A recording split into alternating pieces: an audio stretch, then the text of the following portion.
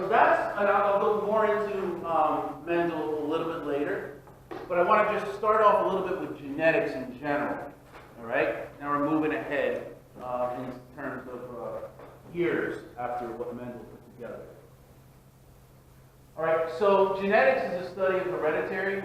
All right, and a genome is, like I said, there's it contains 23 pairs of chromosomes, 22 somatic chromosome pairs, and 1 sex chromosome pairs. An autosome is basically a fancy word for the non-sex cells, all right, or non-sex chromosomes.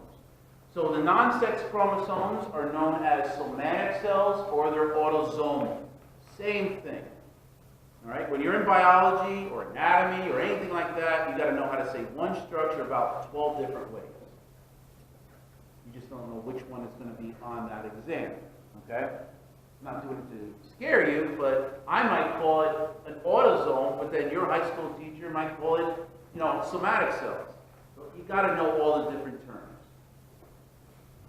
And the sex chromosomes, for our purposes and for future purposes, females have 2 what we call X chromosomes, and a male has something called an X and a Y chromosome.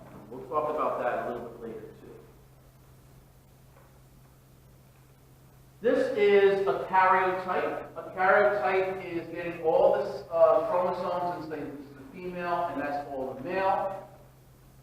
You might have done this in high school where they had the karyotype and you had to separate them and you say where the pairs are. Did you do that? I know I did it in high school stuff. Well, anyway, you don't have to memorize it, but what you would see for Down syndrome, if this is chromosome 21, there'll be 3 of those there, not 2.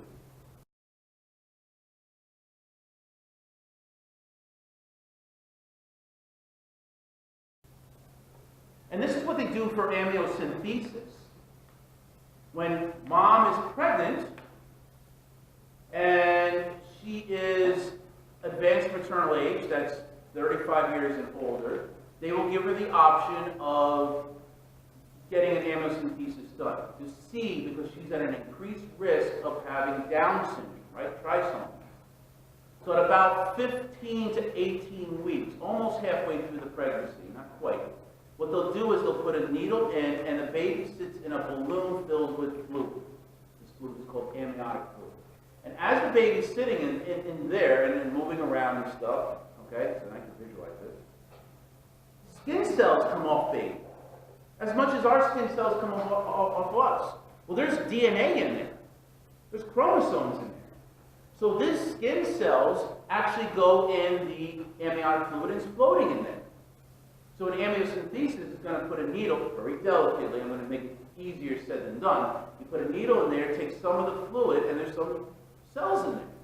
Now they could actually take the cells, look under a microscope, and see the karyotype.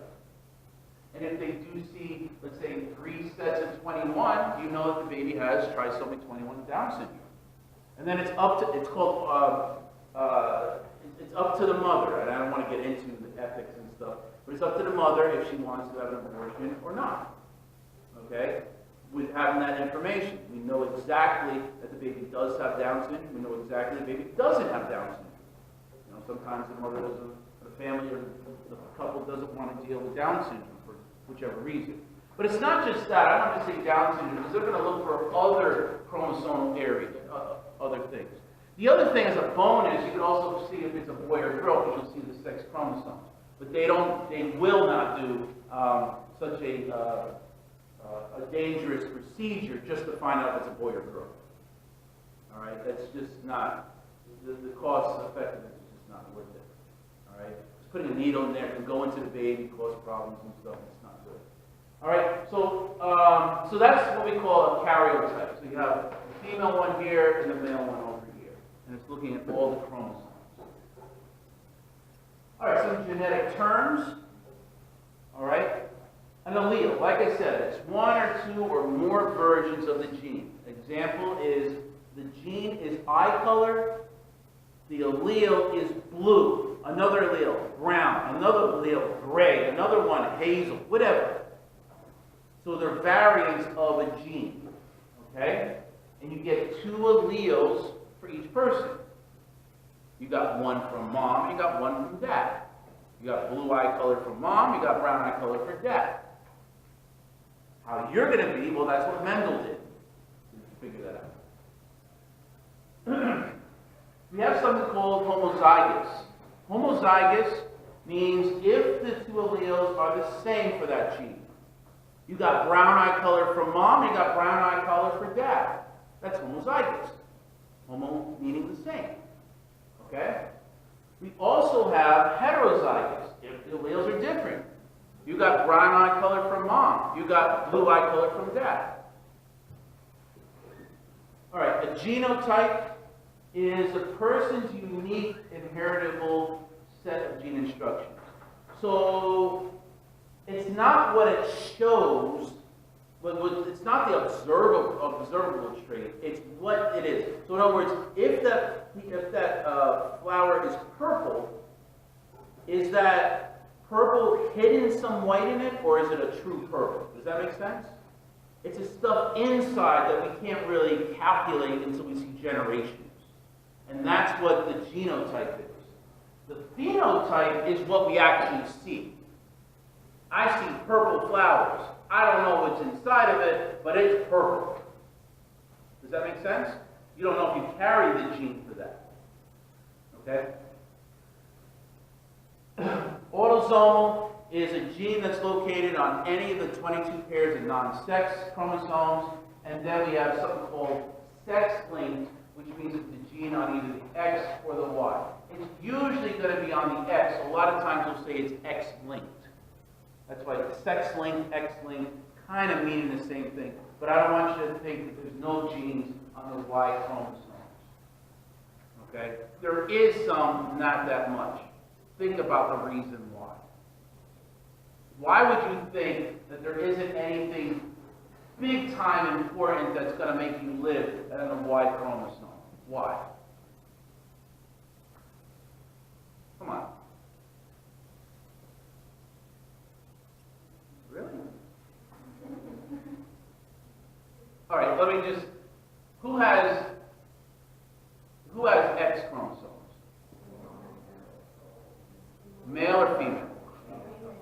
Who has X chromosomes?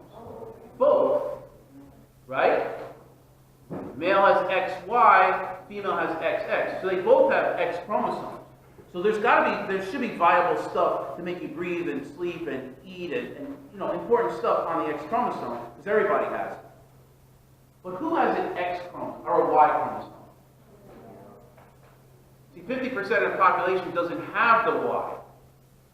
So why would there be something like the breathing gene on a Y? Then the female's going to be living. Do you see what I'm saying? Think about it. Right? I mean, it's to me, it's obvious, but I guess I had to spoon feed it a little bit.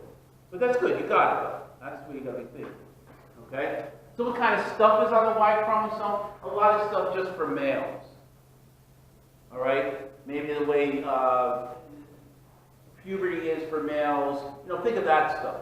All right? It's nothing that's going to be, I don't want to say earth-shattering because males are important, but it's nothing that's going to be vital to make you live.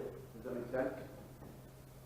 All right, so now let's talk about dominance versus recessive. Again, alleles.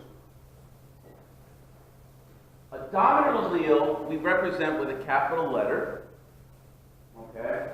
And basically, if the dominant allele is there in the genotype, then that's, as the name implies, dominating. It's the default. It's the one that's going to show up, the one that's going to have enough force of expression to overcome the effect of the other different version, whatever it is, the recessive one that we're going to talk about. So you could either have a capital H from mom and a capital H from dad. That's going to be dominating. If you have a capital H from mom and a lowercase h from dad, the one that's going to show up is the dominating one.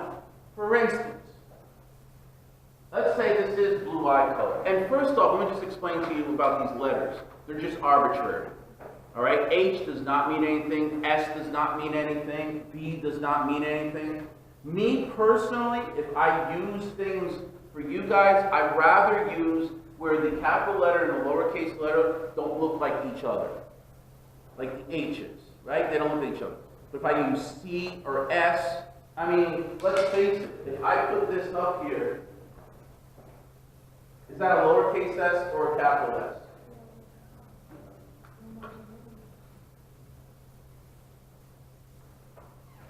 Right? You see what I'm saying? All right? But if I do this, there's no question about it, right? Okay? If I do, this, there's no question about it. So I tend, and I know the books don't do it that way, but to me it's, one of these things I'll be writing my own book. And I'm definitely going to have it where it's a little bit easier for you to manage. Okay? But there is no reason why they use the B or the H and stuff. Okay? Questions? Fair? That's what I did. It's just easier. So let's just say these H's are dealing with eye color. Okay? And the dominating eye color is brown eye color. So capital H will represent a brown eye color, and lowercase h will represent a blue eye color. Okay? You see what I'm saying? Like the H's have nothing to do with it's just helping us to mark things. So here in this case, if you have capital H, you've got brown eye color from dad and brown eye color from mom. So you will have brown eye color. If you got brown eye color from mom and blue eye color from dad, since brown eye color is the dominating allele, that's the one that's going to overcome, that's the one that's going to force the lowercase h not to show up. But you still carry the gene for blue eye color. It's just not going to show up on you, which means you can pass it down to the next generation. Is that clear? Okay? All right. So that's a dominant allele. Now we have the recessive allele, and they're represented by the lowercase, as you've seen up there. Its expression is very weak. The only time that actually will be expressed in a phenotype is that you have to get both of these recessive alleles from mom and dad. So in other words, we're still using blue eye color represented by a lowercase h. Then in this case, you got to get blue eye color from mom and blue eye color from dad. When that happens, you will have blue eye color. Okay? The only time it shows up is that both of them have to be recessive from mom and dad. Now this is what we call Mendelian genetics. And a lot of things follow this. We're going to get into other things a little bit later, with things like codominance and stuff that don't follow these rules. So not everything follows these rules, and you've got to keep that in your mind. Some things do them. Okay? Most things do. Okay, so that's what happens here. So that brings up the story about Punnett squares. Okay? The Punnett squares are going to help predict the likelihood of that offspring is going to, what is it going to look like? The phenotype of the offspring. Okay? And the letters, like I said, are given arbitrarily.